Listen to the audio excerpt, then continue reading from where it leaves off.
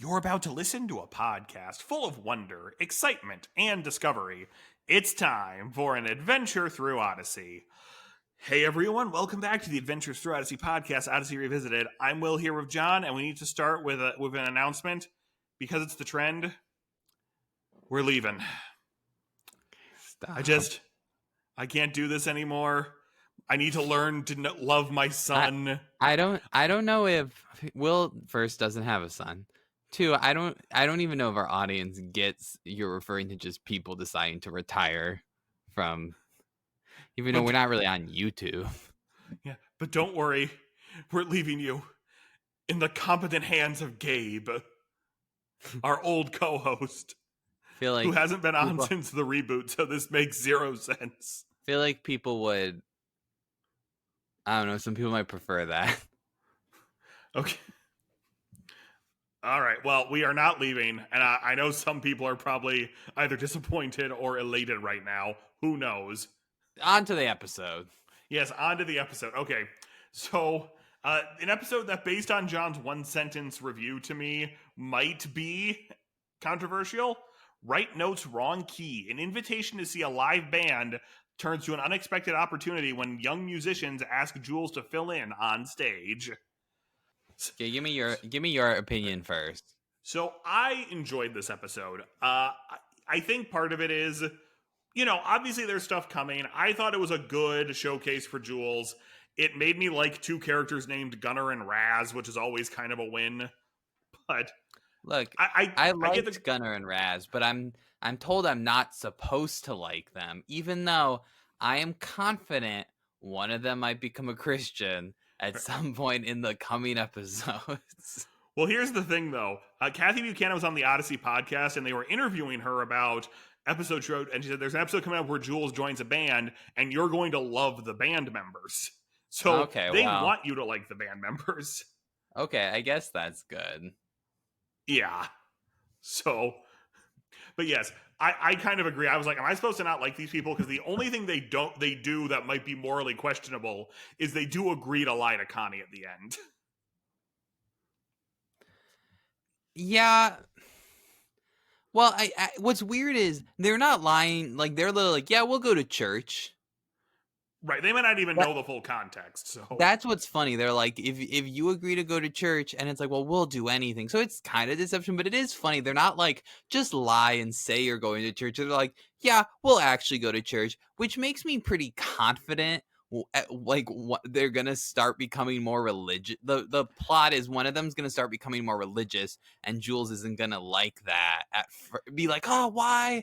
And it's like, well, what's so bad? Like, it's okay. Here's my thing. There's two halves. It's an interesting enough way, I guess, to take Jules without Buck storyline, except they're clearly setting it up that the one guy likes Jules. I didn't even pick up on that, but you might be right. At the end, he's like, I would do anything for you, Jules. Well, that could just be because Jules is such a good singer. Okay, no. I feel like, sure, it could be, but I feel like it's definitely like setting it up. They had Buck in there, and it's like, well, are these guys like a good influence? Yeah. It's a good point. We are different. Maybe they won't become Christians. That's very plausible. But just the fact that they actually said, yeah, we'll go to church, they're going to be exposed to it. Absolutely. It seems like setup. What? I don't disagree. What? Okay, here. So I think that's fine enough. I don't know if I need like a rival for Buck, especially because he's in another city. Yeah. I feel like, and I could be wrong, maybe not. Here's what I got frustrated about. It's such a contrived way to make Jules and Bridget, right? Yeah, Jules and Bridget. Like mad and like conniving with each other. I do agree, especially because, so let's be fair, Bridget is always mean to Wyatt, but that's a brother-sister dynamic. Bridget is also kind of mean to people at the restaurant she works for. We can kind of roll with that. It does kind of feel now like Bridget's mean to everybody, so you kind of understand why there were a couple episodes last year about her being nervous that people didn't like her. Yeah, and, like, here's my thing, if it had been I think it would have just been better had, like, the band not, like, been feeling it, and they're like, "Okay, we're gonna take a break," and one of the band members had just said, like she's like, "I don't know why they're not getting into it," and she was kind of talking privately, and then she's like, "Well, you were pitchy." Yeah. But Ri- instead, she says in front of everyone, like, "You guys all don't know good talent. You're eating your like fat, like you fat people eating your ribs." Like that's really, really mean. Like just to like the audience in general. Well, and then let me also say the fact that it started with Bridget being like, "Well, let's check out this cool band," and then like, "Oh, I'm not gonna tell her it's my band." It is a little weird. Like it's such a way so then Jules gets in this like weird incident and I hate to say it, it sets up this weird place, right? Where those two probably aren't going to ask her to come back because that Oh is yeah. like kind of a bad thing to do. I think I don't know. Like it's such a weird like system of events where they're like putting it and here's what's weird. They don't ever really seem to, like, throw it at Bridget a little bit, like, in the wrap up and stuff, it's like, Jules is being a bad friend. And it's like, Bridget's Yeah. also being a bad person. Yes. Like, creating, Right. like and, like, creating the rival band, and then they're like, "Oh, Jules got them disqualified because they didn't follow the rules." And it's like, well, okay, yeah, they didn't follow the rules. I hate to say it, that might have come out. I was about to say, like, and I understand we're supposed to think Jules went underhanded, which she did. It's the right thing for the wrong reason. But you have to imagine if that had been revealed like an hour before go time, the people on the committee might have been in massive trouble. Yeah.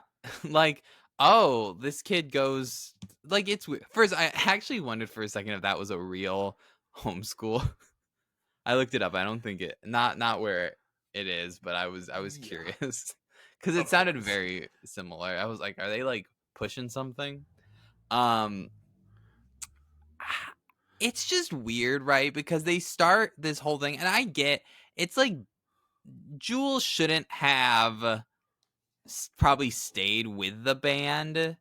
I mean, there's the reason one that, they're not Christians and like their Yes. songs have like I mean, Odyssey bad lyrics, right? Well, that's the problem. The lyrics aren't even that bad. I didn't pick up Well, what okay, the. yeah, but it's because this is a kid show.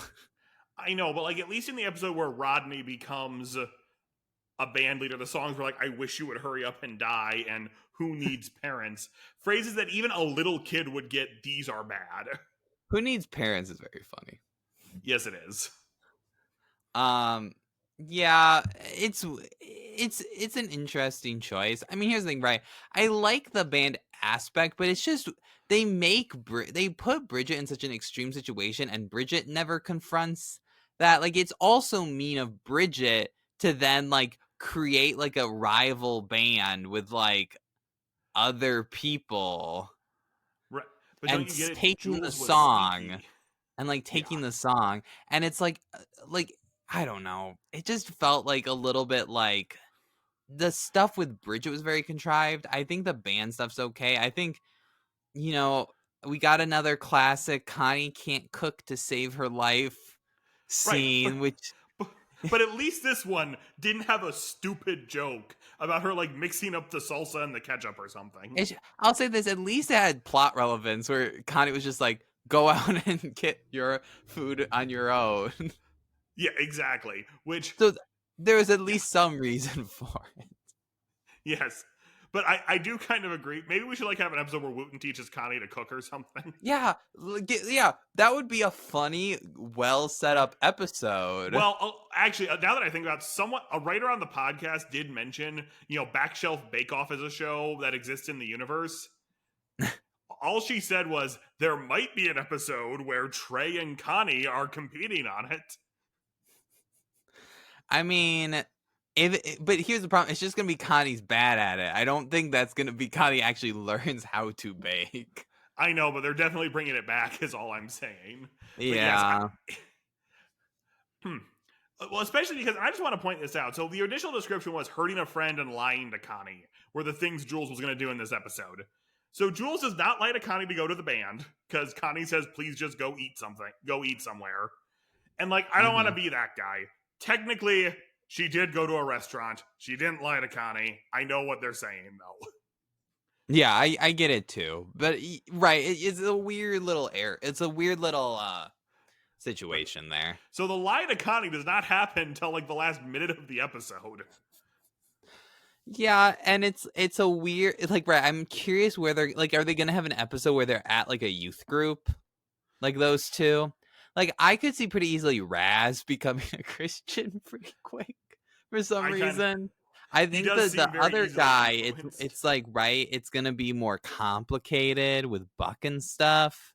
You got to keep that like ambiguous, but yeah, well, okay, so I will just be honest to everyone. We are recording this after Honest Buck Part 1 has aired, and I have a theory about what they might do.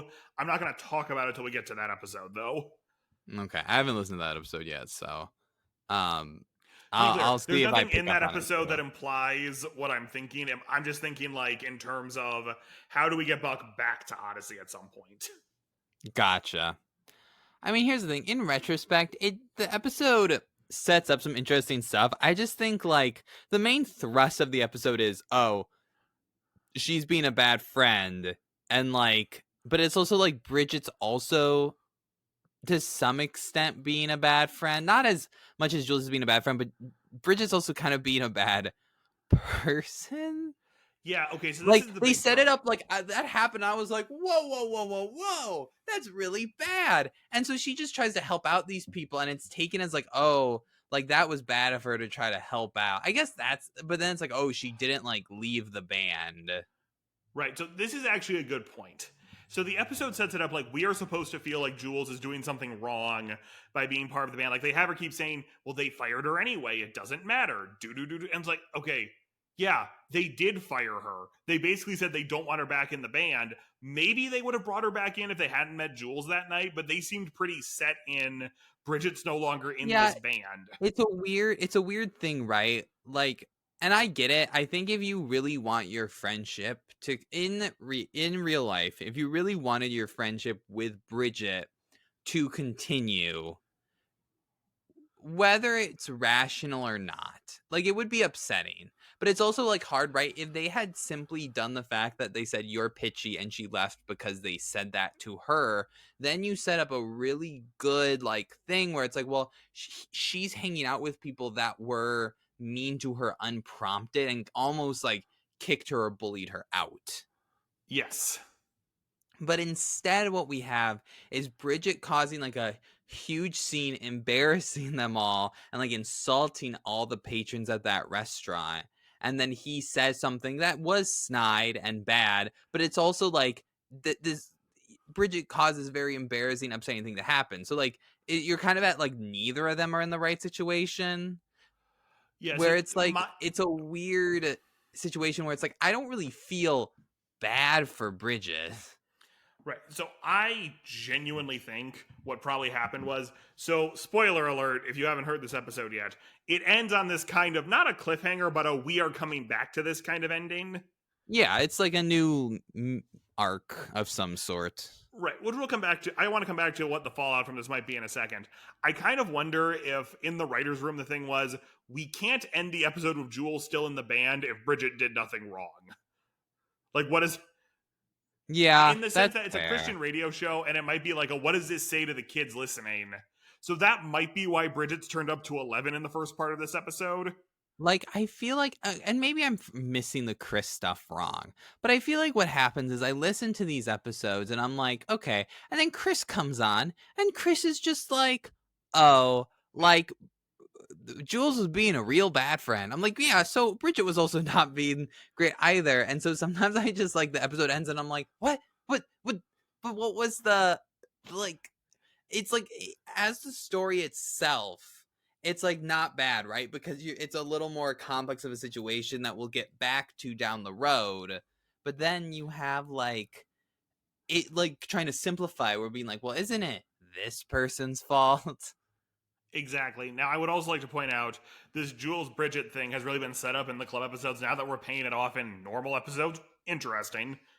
Yeah. So, in that they've become friends, which, not the most important thing, just something I noted. Um, right, and maybe this is something we're also coming back to where no one's really ever called Bridget out on her behavior. I don't think Bridget's like an awful character. Like I feel like this is like the most like just R- insulting a whole restaurant full of people because they aren't like Right, into the music. right. This is like the first time it's not played as part of a punchline to a joke. Like that episode where she's being mean to everyone in Burger Barn or whatever it's called. They're like, "Oh, who's that really mean waitress?" And why is it? Oh, that's my sister. Ha ha ha. Yeah, or like yeah, it's so like different. Like I find Bridget's character at least like you know quote unquote edgy for Odyssey. Like Yeah. having a little bit of meanness, but that was like something where it's like that's like really bad. Oh, I totally agree. Like, it's the type of thing where it's like you don't see people doing like you don't even like if that happened, that would be all over like social media and she would get like flamed for it. Yeah, no, she definitely. I'm surprised they didn't do like a thing about her going viral. Right? Like yeah. It's it's just an interesting choice. The episode's fine. I think I do like the band members. I do think the band angle is interesting. I think even like the potential of them going to church, you could actually set up some kind of like intriguing episodes. I do very much agree. The one that, yeah, so actually, this is a good time to bring up a few other, not notes, but like, this is, I think, the first time Jules being a pop star has ever come up since that episode. Well, yeah, which is so weird, right? Well, like, it makes sense. If she was a one hit wonder, people had to have known. Yeah.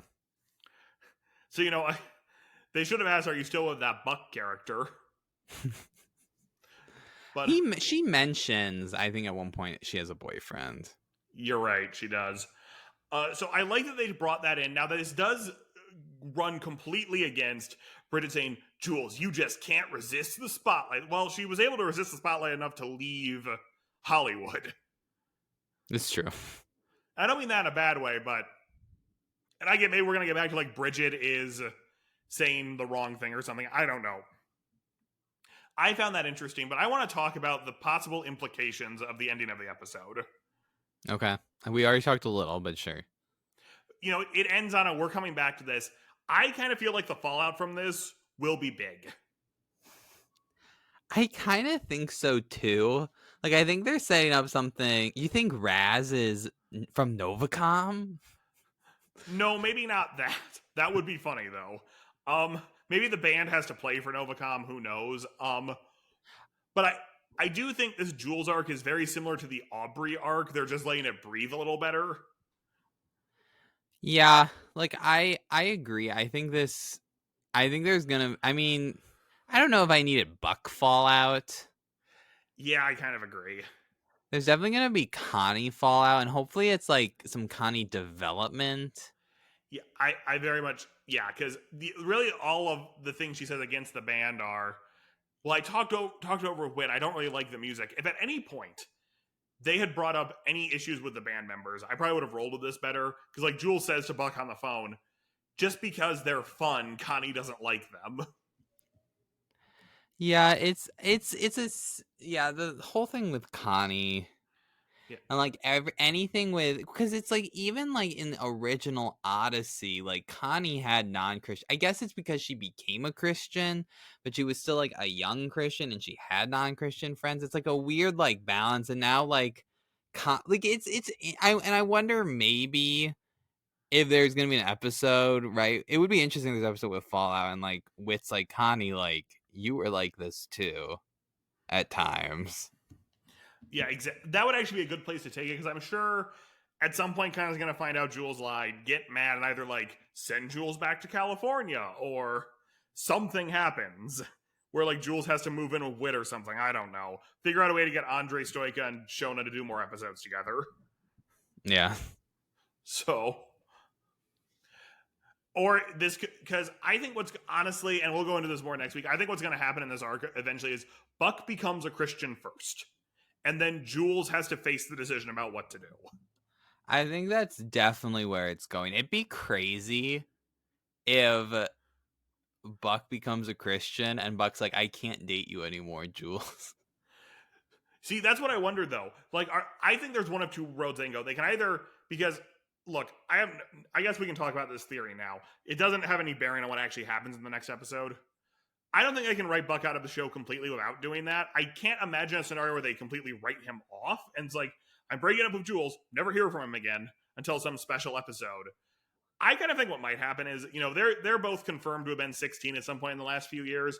We could fudge that and say, okay, now they're 17. So at some point in the next year or two, we have an episode where they both turn 18, become Christians, get married, and Buck moves back to Odyssey. Buck starts working a wit's end.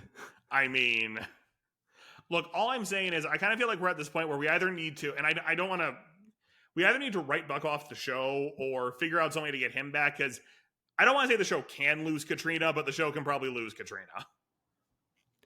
Yeah, Katrina's. I mean, I like Katrina as a character, but even since the reboot, her relevance has been like very on and off. It's only Buck related stuff that it feels like Katrina becomes relevant. Yeah, so that's why I'm just wondering if they're going to figure out some way in the next 5-ish years to get Buck back to Odyssey. I think the other thing will be how many episodes per album are going to be devoted to Buck in Maryland. But that's not, we'll get back to that. So, yeah. I thought this was a good episode. I'm assuming, again, we're going to have a lot more episodes where we get to hear Shona actually sing. Yeah.